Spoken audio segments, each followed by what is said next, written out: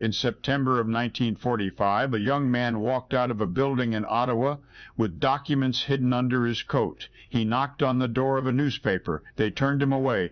He knocked on the door of the city police. They sent him home. He tried to reach the office of the Prime Minister himself. He was turned away again. And again, he had spent months watching colleagues photograph classified documents and feed intelligence to a foreign power. He had the proof, and no one would listen.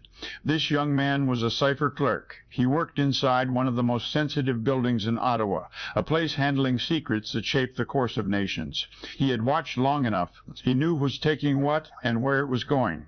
He was risking his life to hand Canada a warning. For 3 days, the government of Canada did not want to hear it.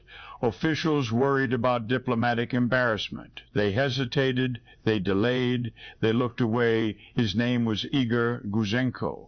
When the government finally acted, reluctantly, under pressure, the investigation that followed exposed a Soviet spy ring that had reached inside Canada's nuclear research program, its civil service, and the highest levels of its military establishment. The Guzenko affair became the opening shot of the Cold War, and it began with a government that did not want to believe what it was being told, because believing it was inconvenient, because this is where the story turns. Canada's only biosafety level 4 laboratory, the kind that handles Ebola, the kind where a single breach is measured not in careers lost, but in lives lost, was being used by a scientist with deep ties to China's People's Liberation Army to move materials and knowledge to Beijing.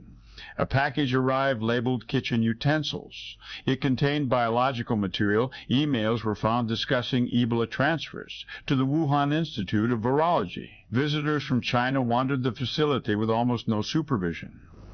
Canada's intelligence service called it a national security calamity, and in March of 2026, 8 years after that kitchen utensils package arrived at the most secure laboratory in this great dominion of Canada, the government announced it had passed new rules. They called protecting Canadians their top priority.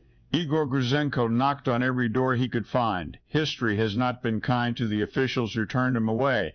The sentinel who falls asleep once can be forgiven. The sentinel who watches the breach happen, looks away for 8 years, and then takes a bow for installing a better lock, is a different matter entirely. And now you see the big picture here. Evra Play signing out.